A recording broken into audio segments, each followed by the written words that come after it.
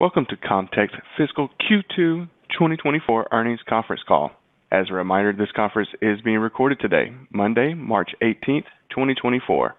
I would now like to turn the conference over to Ms. Maria Ciriello of Comtech. Please go ahead, Maria.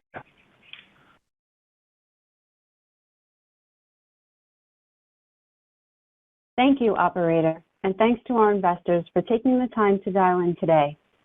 Welcome to Comtech Telecommunications Corp's conference call for the second quarter of fiscal year 2024. Today, I'm here with Comtech's Chief Executive Officer, John Ratigan. We're also joined today by Mike Bondi, Comtech's CFO. Before we get started today, please note we have a detailed discussion for the quarter in our shareholder letter available on our website. Certain information presented in this call will include, but not be limited to, information relating to the future performance and financial condition of the company's plans, objectives, and business outlook, and the plans, objectives, and business outlook of the company's management. The company's assumptions regarding such performance, business outlook, and plans are forward-looking in nature and always involve significant risks and uncertainties. Actual results could differ materially from such forward-looking information. Any forward-looking statements are qualified in their entirety by cautionary statements contained in the company's SEC filings. Due to a number of factors, including our ongoing refinancing efforts and changes in leadership, we will limit today's call to prepared remarks from management. Now, I'm pleased to introduce Comtech's CEO, John Ratigan. John? Thanks, Maria, and thanks everyone for dialing in. Today's format will be more compact than usual, which I think everyone can appreciate, given that I've only been in my new role since Wednesday of last week. Today, I want to accomplish two things. First, I want to properly introduce myself. Second, and before Mike discusses our financial performance in more detail, I want to provide some context for our investors, customers, employees, and vendors as it relates to what I expect is the market's single biggest focus regarding the company, strengthening our balance sheet by refinancing our existing credit facility, which matures in October 2024. As I said in our investor letter, while I'm new in the role of Comtech CEO, I'm not new to Comtech, our strategy, our markets, or our customers, and I'm not new to being a CEO. Before Comtech, I served as CEO and president of iDirect Government for 20 years, a company delivering secure satellite-based voice, video, and data applications with anytime and anywhere connectivity in the air, at sea, and on land. At iDirect Government, I led the team that built the business from the ground up to over $100 million in annual revenue and led the acquisition of GlowLink Communications. I have been involved in network technologies and satellite communications for the majority of my career, and I know what it takes to both lead and grow a business. And while I joined as Comtech's Chief Corporate Development Officer last fall, my roots here run deeper. I spent 10 years at EF Data Corporation prior to its acquisition by Comtech in July of 2000. It's fair to say a lot has changed at Comtech since then, and that's exactly why I chose to return.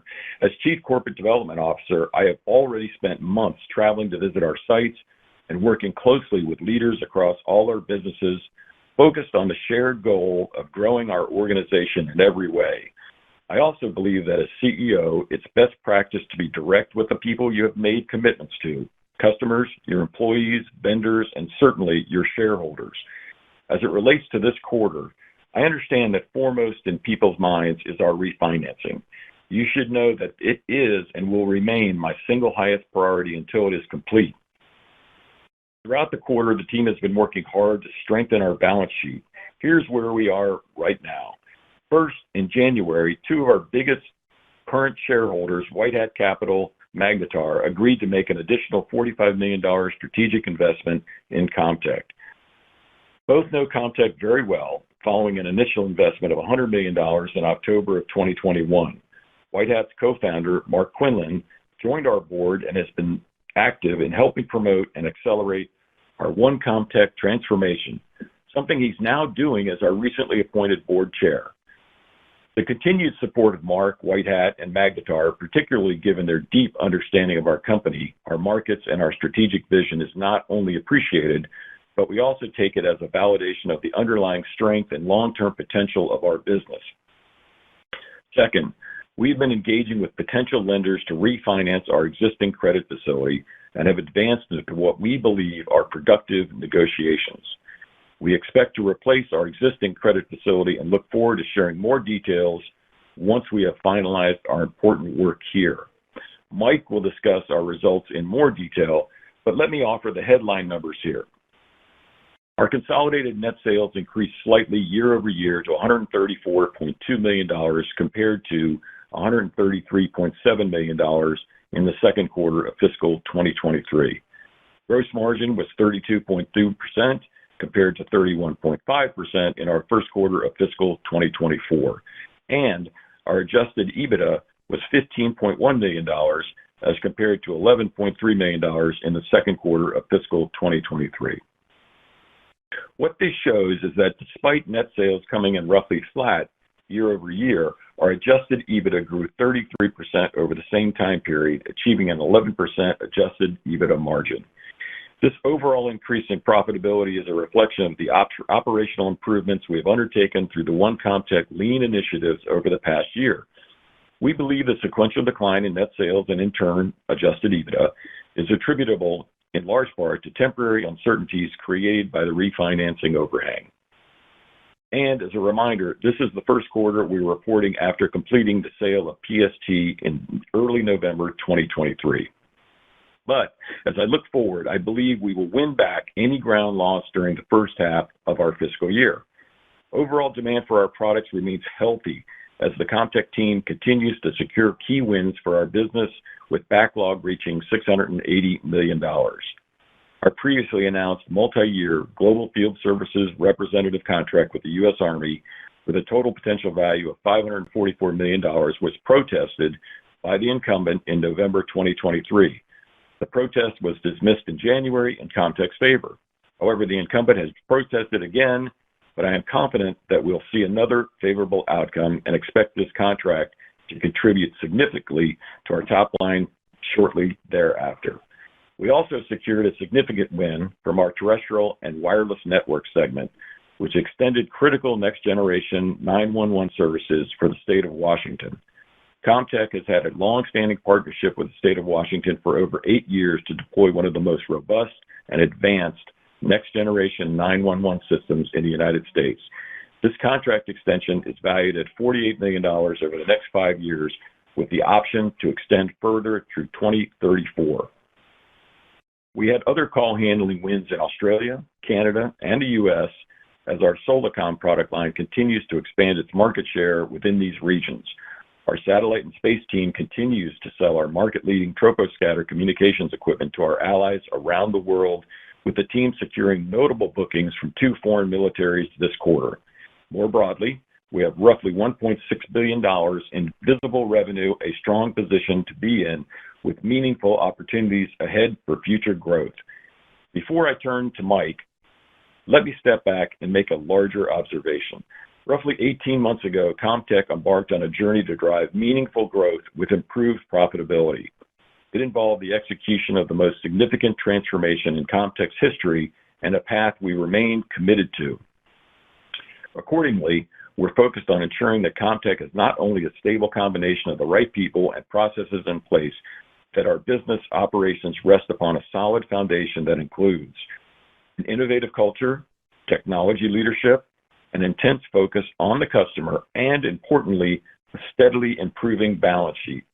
As I said earlier, I'm well aware of how important our balance sheet is. We have done and will continue to put in the hard work necessary to build a bigger, stronger, more profitable business. We continue to attract exceptional talent to the company and add to our high-quality management team. And we continue to add impactful members to our senior leadership team precisely because we expect to grow. With that said, let me turn the mic over to Mike Bondi, our CFO, to discuss our financials. Mike? Thanks, John. Before discussing the status of our refinancing efforts, let me cover our recent results for Q2. Consolidated net sales were $134.2 million compared to $151.9 million in the first quarter of fiscal 2024 and $133.7 million in the second quarter of fiscal 2023.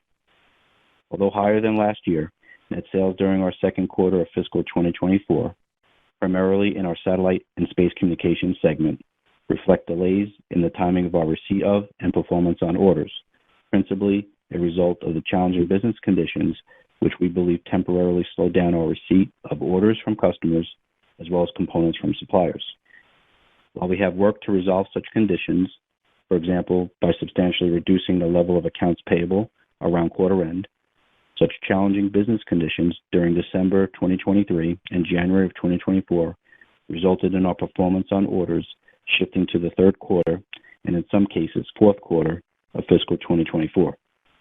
Also, as John referenced, net sales in our satellite and space communications segment for the second quarter of fiscal 2024 reflect the PST divestiture completed on November 7th, basically the start of our second quarter. But for the 3 months ended January 31st, 2024, net sales in our satellite and space communications segment primarily reflect higher net sales of our troposcatter and SATCOM solutions to U.S. government and customers, including progress toward delivering next-generation troposcatter terminals to both the Marine Corps and Army, more than offset by lower net sales resulting from the PST divestiture and of satellite ground station solutions, including our XY steerable antennas. A book-to-bill ratio, a measure defined as bookings divided by net sales in this segment for the 3 months ended January 31st, 2024, was 0.86 times. In the second quarter of fiscal 2024, this segment was awarded over $7 million of funded orders from 2 foreign militaries who are evaluating our next-generation modular transportable transmission system, or MTTS, troposcatter solutions. We believe that these 2 new customers could lead to larger-scale troposcatter opportunities in the future. Compared to Q2 last year, net sales in our terrestrial and wireless network segment reflect higher net sales of our NG911 and call handling services, offset in part by lower net sales of our location-based solutions. Our book-to-bill ratio in this segment for the 3 months ended January 31st, 2024, was 1.33 times, led by the $48 million State of Washington NG911 contract extension John discussed earlier. Also, we extended critical call handling services provided to public safety answering points, or PSAPs, across Australia through our partnership with Telstra. These services, valued at approximately $6 million over the next several years, support Australia's 000 or 911 equivalent emergency communications. Gross margin was 32.2% compared to 31.5% in our first quarter of fiscal 2024 and 34.3% in our second quarter of fiscal 2023. GAAP operating income in Q2 fiscal 2024 was $3 million compared to an operating loss of $0.8 million in Q2 of fiscal 2023. While both quarters include restructuring charges, GAAP operating income in the more recent quarter includes an estimated gain on the PST divestiture, as well as the benefits from profit improvement initiatives that we actioned in the second half of fiscal 2023. Importantly, Q2 fiscal 2024 marks our third consecutive quarter of GAAP operating income since Q4 of fiscal 2021. As explained in more detail and reconciled in our Form 10-Q filed earlier today, we utilize a non-GAAP measure that we refer to as adjusted EBITDA. For Q2 fiscal 2024, adjusted EBITDA was $15.1 million. As a percentage of net sales, adjusted EBITDA was 11.3%, an improvement from the $11.3 million or 8.5% we achieved in Q2 of fiscal 2023. The increase in adjusted EBITDA, both in dollars and as a percentage of net sales, reflects lower research and development expenses in both of our reportable operating segments and the benefit of our One Comtech Lean initiatives, offset in part by a low gross profit percentage during the quarter due to overall product mix changes and lower net sales activity. As we entered the third quarter of fiscal 2024, business conditions continue to be challenging and the operating environment is largely unpredictable.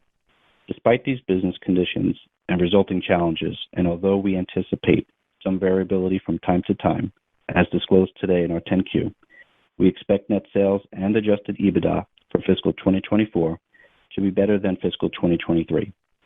Such expectation considers our strong backlog of $680 million as of January 31st, 2024, and revenue visibility of approximately $1.6 billion. Now, before turning the call back over to John to wrap up, I'll provide an update on our refinancing efforts. The team has been hard at work evaluating alternatives and supporting extensive due diligence with potential new lenders. We've made tremendous progress on this front during the second quarter. As mentioned, we cleared the divestiture of PST in November. We addressed the restructuring of our convertible preferred stock in late January by upsizing the investment and, among other changes, moving the optional redemption date out 2 years to October of 2028. And on the heels of that, pressing ahead with our refinancing efforts, we down-selected from a pool of well-known lenders and centered around a debt capital structure consisting of a term loan coupled with an asset-based revolving loan. Obviously, the events of last week have interrupted the momentum gained with respect to our refinancing efforts, but I and the rest of the executive management team remain confident that we will get this resolved as one of our highest priorities. Now, let me return the call back over to John. Thanks, Mike. Before we end the call and get back to work, I'll offer a final thought. As I said at the top of the call, I take seriously my commitment to the company, employees, customers, vendors, and investors. You can expect me to be direct in my communications and clear about my priorities. Our top priority right now is strengthening our balance sheet. We completed the first step toward this objective with a strategic growth investment announced in January. We are working diligently to complete the final step of the refinancing in the near term. When I joined Comtech, I was enthusiastic about the opportunities that lay ahead for the company. Today, I am proud to lead this talented organization. We have end markets that are changing and growing, the best people and products in the industry, and in our growing sales and visible revenues, a vote of confidence and appreciation from our customers that Comtech is the right partner to help them navigate a challenging landscape. Thank you again for your time today. I look forward to getting to know many of you in the days and weeks ahead. And operator, that ends our call for today. Thank you, sir. This does conclude today's program. Thank you for your participation. You may disconnect at any time.